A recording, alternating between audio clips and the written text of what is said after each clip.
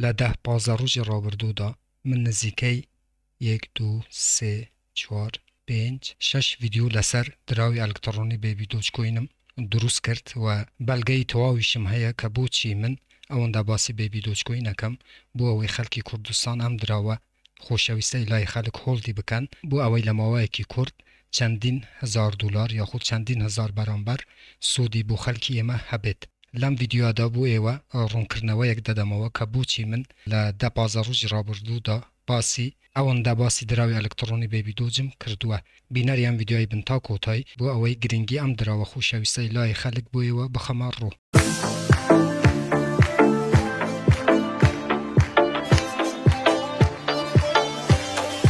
منوی خواه سلام هاوران هیوام دارشیونه بن ساخو سلامت و تندروز من انشالله مرزاندی سنامنی هاتما این لخدمت ایوه بو پیشکش کردن ویدیوی کیتر لزنجیره ویدیوکانی بده سلان پاره لانترنت لپیجی فیسبوکی بده سلان پاره لانترنت هر وحاله چنل یوتیوبی بده سلان پاره لانترنت باو برزانه که یکم جراو چنل یبینن لیره چنلی بده سلان پاره لانترنت کمن نهات معین هفتانه 4 ویدیو لاره و چنل و بلاو کموه که ایوه بی برام بدتوانن دراو الکترونی اکان و هر وها دلار امریکی به دست بهنن بو اوی ایوه هیچ شکل ویدیوکانی دهاتو لدست ندن کم بلاو یا نکموه چنل که سابسکرایب بکن زنگوله تنشش چالاک بکن بو اوی هر کاتی کم ویدیو یک آپلود کم یا خود بلاو کموه یوتیوب لاره نوتیفیکیشن او ایوه آگادار بکاتوه و یکم کذبن که بین ویدیو کام ببینن بله هاران امرو با کرتی دیم باسی او 6 ویدیو یکم کلماوی دا 15 روزی رابردو دا کمن ویدیو لسر دراوی الکترونی بیبی دوچ کوینم دروست کردوه برزان هر وکو شاهیدن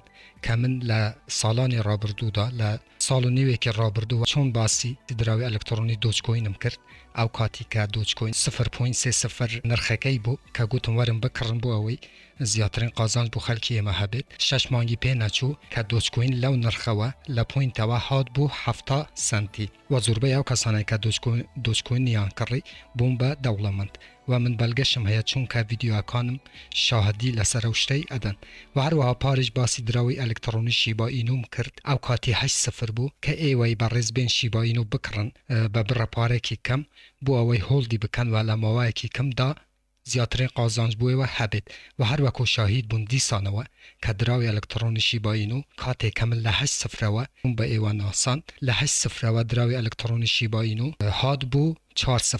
واتا اگر باید 100 دلار شیبا اینو تقریبا کلماوه یک ساله پامپی گوره خورد 100 دلار کد دبو به نزیکی 120 دفتر یا خود 140 دفتر برزان من بلاش ویدیو اکان بلاو ناکموه براستی بیبی دوچ کوینش کمن امون ده ویدیو هم لسر دروست کرد و لماوی ده 15 روژا دلنیابن که تقینوی نزیکه و زور کس لرای بیبی دوچ کوینه و ابید به دولمند که پاشی چند سالی تر دراوی کی تر وکو بیبی دوچ کوین ناهیتوه باو پوتانسیل قوته که استاهیه بو اوی استاله 8-0 و لماوی کی کم دا چندین صفری کم بکاتوه بو اوی خلکی حریم کردستان و کردستان بررسی لرای دراوی الکترونی بیبی دوچ کوینه و بمن با دولمند برزان دوچ کوین و شیباتان لدستا تکاتان لیکم بیبی دوچ کوین لدست مدن چون که دنگو باسی زور گرینگی هیا و بیبی دوچ کوین بررسی دتقیتوه او قسم لبیر نکن چون که من همو جاره او دراوانه که به پوتانسیل بوینه و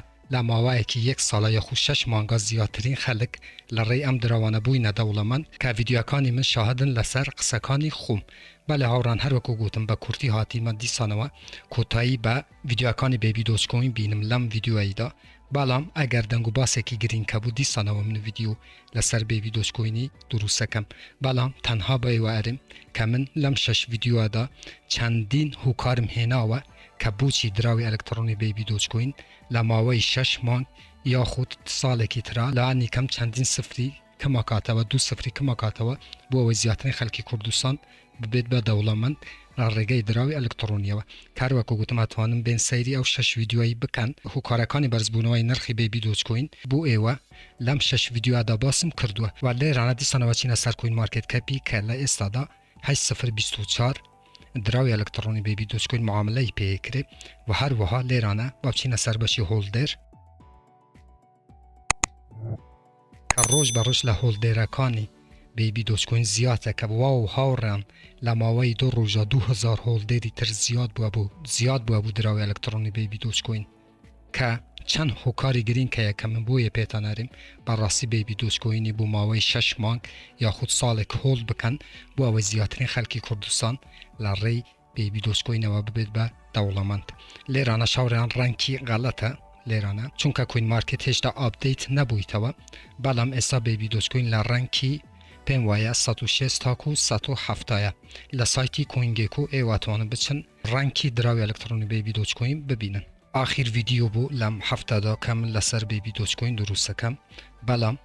اگر دنگو باسی گرین تر هبو بیبی دوچکوین دلنیابن کمن ایوه آگاداره کموا و ویدیوی زیاتر لدهاتو دا لسر دراوی الکترونی بیبی دوچکوین دروست اکم ایتر بریار کوتای لدست خوتانه که بریار لکرینی ام دراوه یا خود نکرینی ام دراوه بدن ماموسای آینی اون دی لسره که بانگی بدات ایتر خلکه که نویجی بکات یا خود نکات اما لسر خوتانه برزان ایتر ناموی ویدیو که درج بکموه هر رخنا کامنت بساری که بو لجر ویدیویا لچندل یوتیوبون بنوسن بچاوان جوابتانه دموه تا ویدیو یکی تر ویبسایت یکی تر اپ یکی تر و برنامه یکی تر همو تان بخوای گورس برم خواه یارو پنای ایوا بید خواه تان لگل